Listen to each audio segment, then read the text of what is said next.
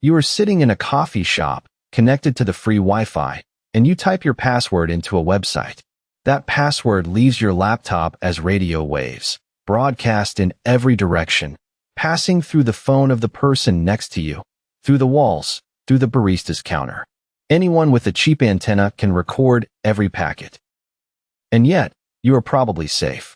Not because nobody is listening, but because of a small padlock in your browser's address bar. Behind that padlock is one of the most elegant pieces of engineering ever deployed, a protocol that lets two strangers agree on a secret in public while everyone is watching. That protocol is called TLS, Transport Layer Security, and it is what turns HTTP into HTTPS. In the next 15 minutes, we will build up the whole machine. Encryption, key exchange, the handshake, certificates, and the chain of trust, until that padlock stops being magic and becomes engineering you understand. First, understand what happens without TLS. Plain HTTP sends your data as readable text. Your password, your cookies, your messages, all of it travels through a dozen machines you have never met, the Wi-Fi router, your internet provider, backbone routers across the ocean. Every single hop can read everything, and you would never know. Worse, an attacker in the middle does not have to just listen. They can change things. Rewrite the page you receive, inject a fake login form, redirect your bank transfer to another account. Without protection, the network is not a pipe. It is a room full of strangers passing your mail around, unsealed. So we need 3 guarantees. Confidentiality. Nobody can read the data. Integrity. Nobody can modify it without detection. And authentication. You are talking to the real server, not an imposter wearing its name. TLS delivers all 3, and each one uses a different piece of cryptographic machinery. Start with confidentiality. The workhorse is symmetric encryption. Both sides share one secret key. The same key locks the message and unlocks it. Modern ciphers like AES are absurdly strong. Scramble your data with a 256-bit key, and every computer on Earth working together could not brute force it before the sun burns out. Symmetric encryption is also blazing fast.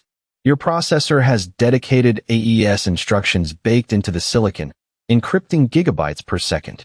This is what actually protects your data during a TLS session. Every byte of every page, encrypted with a shared symmetric key, which leaves only one small problem. How do 2 computers that have never met agree on that shared key? You cannot just send it over the network. The eavesdropper would grab it and decrypt everything after. You cannot pre-share keys with every website on Earth. This is the key distribution problem, and it stumped cryptographers for centuries. Think about how strange the requirement is. 2 people shouting across a crowded room, with spies writing down every word, must end up with a shared secret the spies do not know. It sounds logically impossible. And then, in 1976, Whitfield Diffie and Martin Hellman showed it was not. Here is the trick, with paint instead of math. Alice and Bob publicly agree on a starting color, say yellow. Everyone knows it, including Eve. Then each of them privately picks a secret color they never show anyone. Alice picks red. Bob picks blue. These secrets never leave their side. Now each mixes their secret with the public yellow. Alice sends her orange mixture across the room. Bob sends his green one. Eve intercepts both mixtures. But here is the catch. Unmixing paint is practically impossible. She can see orange, but she cannot recover which red went into it. Final step. Alice takes Bob's green mixture and adds her secret red. Bob takes Alice's orange mixture and adds his secret blue. Both now hold yellow plus red plus blue. The exact same murky brown.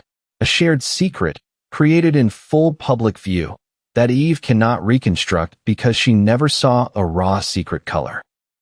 Real TLS does this with math, not paint. The mixing is exponentiation on an elliptic curve, usually a curve called x25519. Mixing is easy. Multiply a point by your secret number. Unmixing means solving the discrete logarithm problem, which would take longer than the age of the universe. Same idea, industrial strength. One more crucial property. Both sides generate a brand new secret for every single connection, then throw it away when the session ends. These are called ephemeral keys. Remember that word, because it is about to become the hero of a later chapter. Now we can watch a real TLS 1.3 handshake, the negotiation that happens in the first milliseconds of every secure connection. Your browser opens with a client hello message. Inside, the TLS versions it speaks, the ciphers it supports, and, crucially, its ephemeral public key share, ready to mix. The server answers with server hello, the cipher it chose, and its own ephemeral key share. And that is the entire public part of the conversation. At this instant, both sides run the Diffie-Hellman mix and arrive at the same shared secret. Everything after this line on the diagram is already encrypted. Compare that to the old TLS 1.2, which needed 2 full round trips of negotiation before any data flowed. 1.3 collapsed it to a single round trip. That is not just tidiness. It is why the modern web feels faster. Fewer trips across the ocean before the first byte of the page arrives. From the shared secret, both sides derive the actual working keys using a key derivation function called HTTPS. Not one key, but a whole family. One key for client to server traffic, another for server to client, separate keys for the rest of the handshake itself. Compartmentalization, like watertight doors on a ship. And if anything in this ceremony fails, the checks are unforgiving. A name mismatch, an expired certificate, a broken signature, and the connection is torn down with a TLS alert before a single byte of your data is sent. That scary full-page browser warning is not decoration. It is the protocol refusing to lie to you. Integrity comes almost free. Modern TLS uses authenticated encryption, AEAD ciphers like EES-GCM, which will the cryptographic checksum onto every record. Flip a single bit in transit, and decryption fails loudly. The connection dies rather than deliver tampered data. Guarantee number 2, done. But wait. Diffie-Hellman created a perfectly private channel. To whom? The math guarantees nobody can eavesdrop, but it says nothing about who is on the other end. If Eve answers your client hello pretending to be your bank, you would happily build an unbreakable encrypted tunnel directly to the thief. This is where certificates enter. A certificate is a signed statement. This public key belongs to this domain name. The server sends its certificate during the handshake, inside the encrypted channel. Your browser inspects it. Does the name match the site? Is it still valid? And above all, who vouches for it? The signature is the heart of it. A certificate authority, a company like Let's Encrypt or DG Cert, signed this statement with its own private key. Anyone can verify the signature using the authority's public key, but nobody can forge it. The certificate is a passport, and the CA is the government that issued it. But hold on. How does your browser know the authority's public key is real? Because it is signed by another authority above it. The bank's certificate is signed by an intermediate CA, and the intermediate is signed by a root CA. And the root? The root is simply trusted. It ships inside your operating system. Your computer ships with a list of roughly 150 root certificates, curated by your operating system and browser vendors. That list is the bedrock of the whole system. Verification walks the chain. Check the leaf against the intermediate's key, the intermediate against the root's key, and confirm the root is on the list. What if a private key leaks? Certificates can be revoked, and this is genuinely one of the messier corners of the system. Browsers check revocation through mechanisms like OCSP or ship curated block lists of known bad certificates. It works, mostly, but even security engineers admit revocation remains the weakest link in the chain of trust. One subtlety completes the picture. Anyone could copy a public certificate and replay it. So the server must also prove it owns the matching private key. In the handshake, it signs a transcript of every message exchanged so far. A thief with a stolen certificate, but no private key fails this test instantly. Let's make this concrete. Put yourself in Eve's chair, running a packet sniffer on that coffee shop Wi-Fi. What does she actually capture from your banking session? The first packet, the client hello, is genuinely readable. She sees you want to talk TLS, your cipher list, and one ephemeral public key that will be worthless in minutes. From the server hello onward, her screen turns to noise. The certificate? Encrypted. The page you requested? Encrypted. Your password? Encrypted. Inside records that all look like uniform random bytes. 60 years of cryptanalysis, and the best attack against AES properly used is still, try every key, which means, give up. Now, remember those ephemeral keys? Here is why they matter so much. Imagine an intelligence agency recording your encrypted traffic for years, hoping to steal the server's private key someday. With old-style RSA key exchange, that one stolen key would retroactively unlock every recorded conversation. Years of secrets, gone at once. TLS 1.3 closed that door permanently. The session keys come from ephemeral Diffie-Hellman values that are destroyed the moment the connection closes. The server's long-term key only ever signs. It never encrypts traffic. Steal it tomorrow, and you can impersonate the server going forward, but the recorded pass stays sealed forever. This property is called forward secrecy, and in TLS 1.3, it is not optional. The designers deleted the entire family of key exchanges that lacked it. This is what protocol evolution looks like, not adding features, but removing every path that history proved dangerous. It took a surprising amount of failure to get here. The story starts in 1995 with Netscape's SSL2, which was broken so quickly that SSL3 followed within a year. TLS 1.0 arrived in 99, essentially SSL 3.1 with a new name after a standards body took over. Each generation died by attack, and the attacks had great names. Beast recovered cookies from TLS 1.0. Poodle killed SSL 3 for good in 2014. And Heartbleed, the most famous bug of all, was not even a protocol flaw. One missing bounds check in OpenSSL let attackers read private keys straight out of server memory. TLS 1.3, finalized in 2018, is the survivor's protocol. The designers went through with a scythe. Static RSA, key exchange, gone. Weak ciphers like RC4, gone.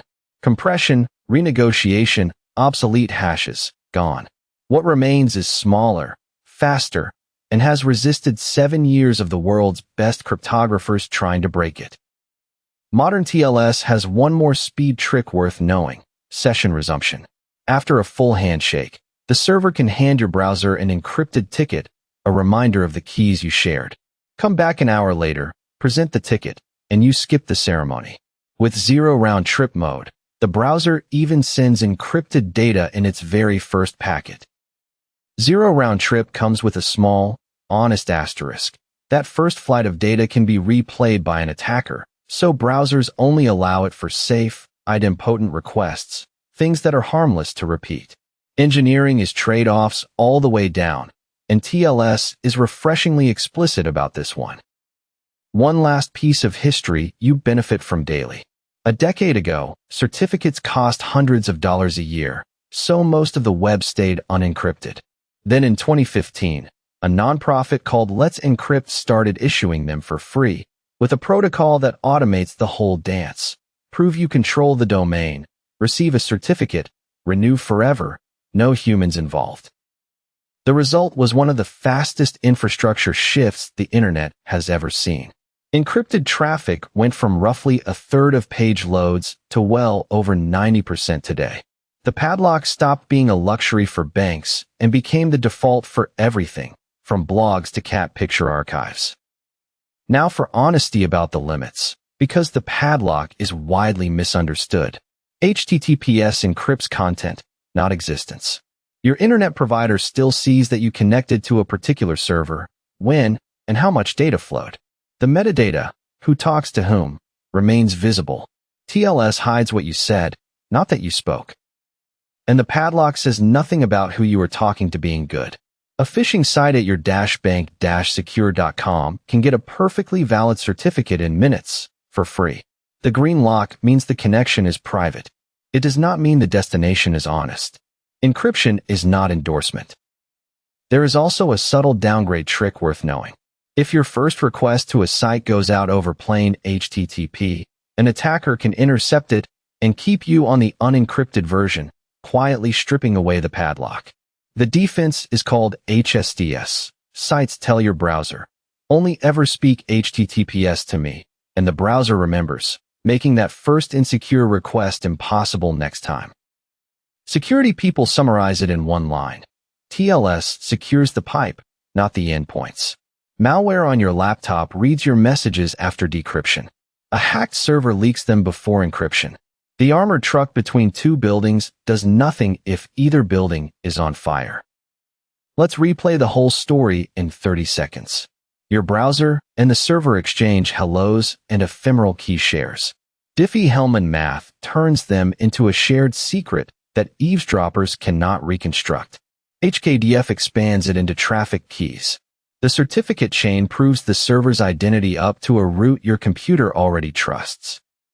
Then AES takes over, encrypting every byte with authenticated encryption, while forward secrecy guarantees that even a future key theft cannot unseal today's traffic. All of it negotiated in one round trip, in milliseconds, invisibly, millions of times a day, for you. So the next time you see that little padlock, you will know what it really is. Two strangers mixing mathematical paint in public, a passport checked against a chain of authorities, and a family of keys born and destroyed in a single breath. That is not magic. That is engineering. Thanks for watching.